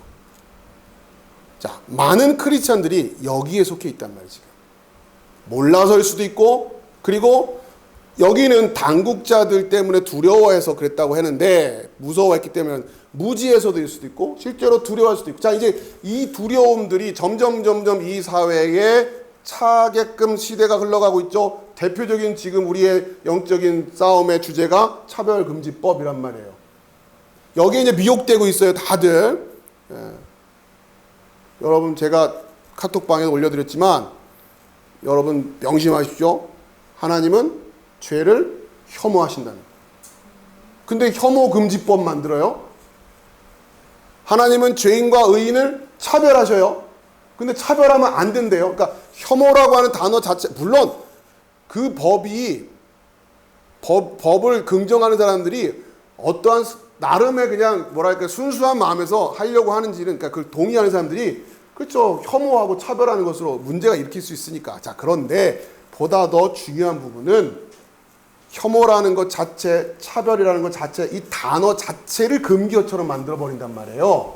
혐오도 해야 되고 차별도 필요한 건데, 그러면서 자연스럽게 지금 얘기는 우리 인간들 간에 서로 혐오하면 안 된다, 차별하면 안 된다, 이런 수준으로 얘기가 되고, 이게 사람들에게 상식적으로 받아들이는 시즌이지만, 가만히 들여다보니 성경에서 예수, 어쩔 수 없죠. 성경을 제대로 들여다보면 누구 못지않게 혐오하는 분이 누구예요? 하나님이고, 누구 못지않게 차별하는 분이 누구예요? 하나님이시잖아요. 우리 인간들도 혐오 안 하고 우리 인간들도 차별 안 하는데, 기독교의 하나님은 인간보다 못해, 이렇게 되는 거 아니에요. 그렇게 시대가 영적으로 흘러가게 돼 있단 말이에요. 자, 그래서 그것이 두려워서 전하지 못하는 자들도 있을 거예요. 이렇게 저렇게 합리화를 하겠죠. 두려워서 아니 그렇게 얘기는 안 하고 이렇게 합리화 저렇게 합리화하면서, 그래서 차별하면 안 돼, 그러면 혐오하면 안 돼, 이런 말을 할 거란 말이에요. 자, 그런데 22절에 또 하나 생각해 봐야 될 게, 예수를 그리스도로 시인하는 자는 출교하기로 결의한 상태에서 지금 예수에 대해서 수소문하고 다니는 거야, 이들이. 그러니까 무슨 얘기냐, 이미 결정 났어요. 예수는 그러니까 그 예수를 그리스도로 시인하는 건 이건 안 돼. 그러니까 예수를 안 믿기로 전제한 상태에서 사람들 말을 묻고 있는 거예요. 하나님은 없다라는 전제로 성경을 들여다봐요. 그러니 힘든 거죠. 더 무시무시한 것은 자기가 정해놓은 하나님을, 그 이미지를 가지고 성경을 들여다본단 말이에요. 똑같은 거예요. 이미 정해져 놨어요. 하나님은 내 문제 해결해 주셔야 되는 분이야. 만약에 그런 거에 관심 없는 하나님이라면, 아니야. 이 교회에는 그런 하나님이 없네. 다른 교회 가볼까? 내 문제에 관심 있는 하나님이 이 교회는 없네. 다른 교회 가볼까? 거기 가니까 막 내 문제에 관심 있는 하나님으로 계속 설교하잖아요. 여기는 그 하나님이 있네. 자, 이게 이제 복음이 전해지는 과정을 그대로 묘사하고 있는 거죠. 23절, 이러므로 그 부모가 말하기를 그가 장성하였으니 그에게 물어보소서 하였더라. 물론 장성해야 되죠. 장성해야. 지난번에 말씀드린 것처럼 증언을 하려면 아무나 할 수는 없는 거예요. 장성해야 된단 말이에요. 그러니까 두 가지예요. 그 아들이 복음을 전할 수 있는 자다라고 하는 거예요. 그리고 부모는 오히려 복음을 전할 수 있는 장성함이 없어요. 이 장성하였으니라고 하는 주제를 에베소서 4장 13절, 여러분 에베소서 4장 13절은 좀 찾아가 봅시다.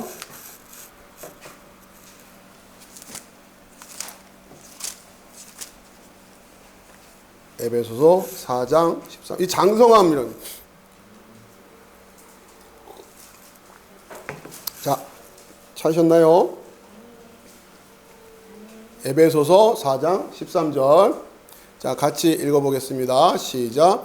우리가 다 하나님의 아들을 믿는 것과 아는 일에 하나가 되어 온전한 사람을 이루어 그리스도의 장성한 분량이 충만한 데까지 이르리니. 에베소도 굉장히 이제 우리가 앞으로 공부를 열심히 해야 될 성경인데, 자, 이 표현이죠. 하나님의 아들을 믿는 것과 아는 일에 하나가 되어야 된단 말이에요. 그래서 우리가 지금 열심히 이렇게 학교에서 공부하듯이 공부를 하는 거예요. 학교에서 그래야지 나중에 시험을 봤을 때 맞는지 틀린지를 평가를 할 수 있을 거 아니에요. 제가 가르쳤느니도 성경의 주된 주제는 뭡니까? 성전. 그래서 할 수 있어야 된단 말이에요. 그러니까 이 작업을 2단만 해요. 2단만. 그러니 그들이 점점 뭐가 돼요? 하나가 되잖아요. 왜? 아는 것에 하나가 되고 믿는 것에 하나가 되고 있어요. 그들은 기계적이지만 물론 잘못된 해석이지만 하나 물어보면 딱 답이 나와요. 1000명 모이면 1000명이 대답하고 만 명이 모이면 만 명이 똑같은 대답을 한다고요. 교회가 그걸 못하고 있어요. 교회가. 공부를 왜 하냐고요? 교회 해달라고 하는 거예요. 교회 해달라고. 다 생각이 다르면 어쩌자는 거예요. 다 생각이 다르면. 얼마나 이 시대가 어그러지고 교회가 지금 직무유기를 하고 있고 성도들은 게으름을 피고 있고 자 아무튼 남 얘기할 거 없고 우리 열심히 합시다. 여러분 열심히 공부해서 지금 아무튼 토대를 쌓는 거고 이제 여러분들에게 제가 이제 하나씩 모의고사 보듯이 질문을 해도 대답을 할 수 있게끔 준비를 하시라는 겁니다. 아직은 그 단계까지는 아니니까 너무 염려하지 마시고요. 제가 이제 나중에 자료를 만들어 드릴 거예요. 이건 시험 봅니다. 그러면 이제 공부할 마음을 가지고 하셔야 돼요. 자, 그래서 이 장성함으로 우리가 나아가야 된다. 그래야 증인이 될 수 있다는 거예요. 24절 이에 그들이 이거는 자료 보세요. 이에 그들이 맹인이었던 사람을 두 번째 불러 이르되 너는 하나님께 영광을 돌리라. 참 이런 말을 써요. 그렇죠? 우리는 이 사람이 죄인인 줄 아노라. 맹인이었으니까. 근데 이 평가는 뭐 때문에 하는 거예요? 옛날에 맹인이었으니까. 그럼 지금은 눈을 떴잖아요. 그럼 이런 말 하면 안 되잖아요. 그러니까 이 율법주의의 특징 중에 하나가 과거를 맨날 붙들고 있단 말이에요. 그러니까 우리나라도 지금 이 율법주의의 영에 사로잡혀서 이 사달이 나고 있는 거예요. 맨 적폐청산한다고 지금. 과거에는 이랬던 우리 그리스도인들은 이러한 영성을 가지고 가면 안 되는 거예요. 그러니까 자꾸 과거 들추려고 하는 지도자를 만나면 이건 기독교적 영성이 아닌데 이렇게 볼 줄 알아야 돼요. 그래요. 과거는 그랬죠. 근데 지금 그래서 이 사람이 죄인이란 말이에요? 예? 아니잖아요. 근데 왜 옛날 얘기 자꾸 옛날에 그랬지 정도로 끝나야지. 지금 우리는 이 사람이 죄인인 줄 아노라. 지금으로 얘기를 한단 말이에요. 대답하되 그가 죄인인지 내가 알지 못하나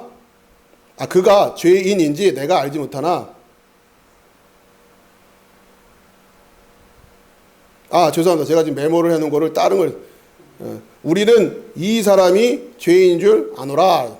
그러니까 이거 예수님 말하는 거죠. 죄송합니다. 25절에 대답하되 그가 죄인인지 내가 알지 못하나 한 가지 아는 것은, 그러니까 지금 유대인들은 예수님을 죄인으로 규정하고 있단 말이에요. 그렇죠? 그가 죄인인지 내가 알지 못하나 한 가지 아는 것은, 그러니까 이건 이 사람의 복음을 기준으로 해서 하는 거예요. 복음을 기준으로 자기가 나는 내가 아는 건, 그러니까 이들이 예수가 이렇쿵 저렇쿵 막 얘기하는데 난 다 모르겠고 내가 아는 건 이거야. 그게 뭐예요? 복음. 그래서 복음이 중요한 거예요. 여러분 그 교리사 통해 가지고 그 많은 학자들이 다 하는 얘기들 막 다 들어봤잖아요. 머리도 막 아프고 뭐 뭔 소리인지도 모르고 자기들은 알고 하는지 그런 얘기들이 다 있는데 우리가 그래도 살펴본 이유가 있단 말이에요. 그걸 받아들이자도 아니고 아무튼 그렇게 온갖 소리를 다 해요. 근데 우리가 어떻게 그건 모르겠는데 나는 이건 알아. 뭐? 복음은 알아. 그거예요. 내가 맹인으로 있다가 지금 보는 그것이니이다. 그렇죠? 난 복음은 알아요. 26절에 그들이 이르되 그 사람이 내게 무엇을 하였느냐? 어떻게 내 눈을 뜨게 하였느냐? 27절에 대답하되 내가 이미 일렀어도 듣지 아니하고 어찌하여 다시 듣고자 하나이까? 우리가 지난번에도 또 반복되는 질문 봤죠? 예수님 보고 내가 누구냐? 또 물어보는. 여기서 또 물어봐요. 아니 아까 내가 얘기하지 않았냐? 그 나보고 실로암 가서 씻으라고 해서 내가 씻었더니 눈 떴다고. 근데 참 돌아서 질문하다니면 다시 여기 돌아오고 있어요. 내가 이미 일렀어도 듣지 아니하고. 그러면 지금 얘기해 준다고 들어요? 안 듣죠 또. 계속 순환 논리로 흘러가는 거예요. 어째 다시 듣고자 하나이까 당신들도 그의 제자가 되려니까. 맹목적인 믿음도 문제지만 계속 질문만 하는 것도 문제입니다. 그렇죠? 덮어놓고 믿는 것도 문제지만 계속 질문만 하는 것도 문제다. 그러니까 우리 인간의 이성은 질문을 하는 거예요. 계속 질문을 해요. 자, 거기에서 머물면 안 되고 우리의 이 믿음은 영의 영역이란 말이에요. 영. 그러니까 믿음에서 출발해야 돼요. 자, 넘기시고요. 마지막 페이지입니다. 자, 아까 말씀드린 것처럼 8장에서도 동일한 질문이 반복되고 있었죠. 너가 누구냐? 예수님에 대한 질문이 반복되듯이 복음을 전하는 자들에게도 질문이 계속 반복될 겁니다. 왜? 안 듣기 때문에. 또 반복되고 반복되는. 그러니까 여러분들 제가 번번이 말씀드리지만 주변의 친구분들하고 이런 말씀에 대한 어떤 논쟁이 일어났을 때 논쟁에서 출발하면 안 돼요. 복음에서부터 출발하는 거예요. 그것에 대해서 고백이 안 돼 있다. 그럼 여러분 그것만 전하면 되는 거예요. 그게 믿어지고 나면 얘기하자. 그러니까 방법이 없어요. 다른 걸 막 그러니까 우리가 착각하는 게 그거예요. 다른 걸 막 설명해주면 이들이 복음을 받아들일 거라 생각하는데 그렇지가 않은 거예요. 생각보다. 자, 그 다음에 28절. 그들이 욕하여 이르되 너는 그의 제자이나 우리는 모세의 제자라. 결국 율법주의라는. 복음에 대한 제자냐, 율법주의에 대한 제자냐. 스스로들 이제 고백을 하는 거죠. 모세의 제자는 모세가 어디에서 와서 어디로 가는 줄을 아는 거고, 예수님의 제자는 예수님이 어디에서 와서 어디로 가는 줄을 안다. 그 길을 가지고 있다. 그런데 29절에 하나님이 모세에게는 말씀하신 줄을 우리가 알거니와 이 사람은 어디서 왔는지 알지 못하노라. 예수님 말씀하셨잖아요. 어디서 와서 어디로 가는지를 모르면 이거는 제자가 안 된다고요. 복음을 모르는 거예요. 스스로 말을 하잖아요. 그 사람이 대답하여 이르되 이상하다. 이 사람이 내 눈을 뜨게 하였으되 당신들은 그가 어디서 왔는지 알지 못하는도다. 하나님이 죄인의 말을 듣지 아니하시고 경건하여 그의 뜻대로 행하는 자의 말은 들으시는 줄을 우리가 아나이다. 자, 이 사람은 또 역시 맹인은, 눈을 뜬 사람은 복음을 전제해서 해석을 하는 거예요. 내가 눈을 떴거든요. 하나님은 그런데 죄인의 말을 듣지 아니하고 경건한 자의 뜻대로 행하시는 자 아닙니까? 내가 눈을 뜬 걸 보면 이분은 분명히 경건한 자입니다. 근데 이들은 뭐라고 해요? 안식일을 어겼거든. 이러면서 그는 죄인이야. 이런단 말이에요. 그렇죠? 복음에서 출발하지 않아요. 복음을 전제로 해서 믿고 그리고는 예수님이라고 하는 그분을 해석하기 시작하는. 우리가 이걸 기독론이라고 그랬죠. 창세 32절입니다. 창세이로 맹인으로 난 자의 눈을 뜨게 하였다함을 듣지 못하였으니 이 사람이 하나님께로부터 오지 아니하였으면 아무 일도 할 수 없으리이다. 그러니까 이분이 하나님께로부터 왔다고 하는 것을 확신하고 있어요. 제자가 되는 거죠. 그들이 대답하여 이르되 내가 온전하니 죄 가운데서 나서 우리를 가르치느냐 하고 이에 쫓아내어 보내니라. 그러니까 지금 너는 여전히 죄 가운데 났는데 이러면서 옛날 얘기를 또 하고 있는 거죠. 지금 아까 지금 제가 설명하려고 했던 게 이거란 말이에요. 그러니까 내가 온전히 죄 가운데 나서 우리를 가르치려는 과거의 모습에 계속 집착하고 있는 거예요. 거기에만 매여 있는 거죠. 너는 맹인이었잖아. 율법주의라면. 그래서 이에 쫓아내어 보내요. 쫓아낸다는. 이 쫓아낸다는 단어가 이제 뒷부분에 나오면서 계속 나옵니다. 이게 마지막 심판 때와 연결되어 있는 단어이기 때문에 그래요. 그런데 이 율법주의자들이 이 맹인이었다가 눈뜬 자를 쫓아내죠. 그렇죠? 그들은 그렇게 쫓아내는 것 같아요. 쫓겨나는 걸로 보여요. 그래서 우리는 세상에서 쫓겨나는 것처럼 보여요. 그러나 우리는 세상에서 나온 거고 예수 안으로 들어가는 거예요. 35절에 예수께서 그들이 그 사람을 쫓아냈다 하는 말을 들으셨더니 그를 만나사 이르시되 내가 인자를 믿느냐? 대답하여 이르되 주여 그가 누구시오니까 내가 믿고자 하나이다. 자, 예수님이 그러니까 이 사람이 쫓겨났다라고 하는 말을 듣고서야 이제 예수님이 이 사람 앞에 나타나시는 거예요. 상황이 그래요. 그렇죠? 아니 생각해 보세요. 지금 예수님이 그러니까 이 사람이 유대인들하고 한참 막 논쟁할 때 딱 나타나시면 얼마나 좋아요. 내가 진짜 보여줄게 이러면서 안 그러시잖아요. 쫓겨나니까 나타나는 거예요. 그리고 예수님이 오신단 말이에요. 그러니까 여러분도 쫓겨나셔야 예수님이 오세요. 자, 이 이야기를 그 당시에 초대교회에 박해를 받아 흩어지고 있던 사람들이 이 복음을 듣는 거예요. 이 복음서 얘기를. 본인들도 복음 전하다 쫓겨났거든요. 근데 그들에게 지금 예수님이 오시는 거예요. 그를 만나사 이르시되 내가 인자를 믿느냐? 대답하여 이르되 주여 그가 누구시오니까 내가 믿고자 하나이다. 예수를 만나본 적, 그러니까 육적으로 말하는 거예요. 육적인 예수를 만나본 적이 없어요. 그런데 이미 믿고 있어요. 그런데 지금 예수님이 이 사람을 눈을 뜨게 해주고 잠깐 사라지셨다가 다시 오시잖아요. 이거는 재림하시는 예수님의 모습을 그려주고 있는 거예요. 여러분이 예수님 얼굴 모르죠? 여러분 예수님 만난단 말이에요. 다시 오신다고요. 그러니까 그 얘기예요. 지금 요한복음 9장 이 부분은 철저하게 복음과 또 구속사와 심판과 재림, 그 다음에 복음을 전하는 자들이 받게 되는 박해의 모습들을 복합적으로 그리고 있는 굉장히 중요한 성경이에요. 자, 37절에 예수께서 이르시되 내가 그를 보았거니와 지금 너와 말하는 자가 그이니라. 그 당시 복음을 전하는 자가 예수 얼굴도 몰랐을 거 아닙니까? 그러나 그분을 다시 만날 거다, 다시 볼 거다, 얼굴도 모르는 그분이 우리에게 오실 거다. 재림하시는 예수님을 말하는 겁니다.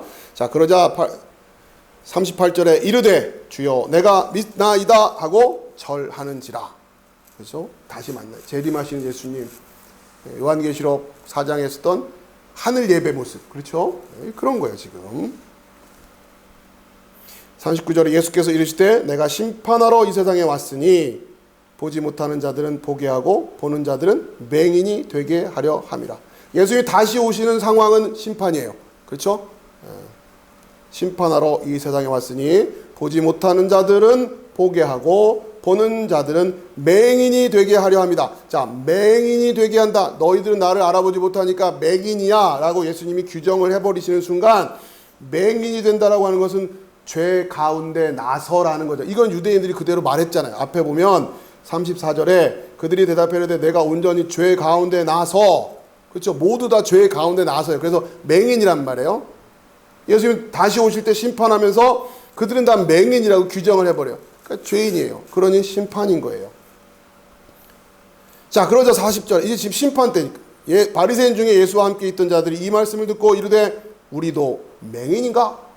아직도 깨닫지 못하는 여전히. 자, 그러자 예수님이 마지막 절에 예수께서 이르시되 너희가 맹인이 되었더라면 죄가 없으려니와 본다고 하니 너희 죄가 그대로 있느니라. 이러면서 요한복음 9장이 끝나는 겁니다. 여러분 눈을 뜨셔야 되겠죠? 여러분 그 눈을 뜨고 그 예수를 볼 줄 알아야 되는, 그리고는 그 예수 안으로 가는 인생이 되어야 된다는. 그럼 도대체 우리는 어떻게 해야 예수 안으로 들어갈 수 있는 것인가?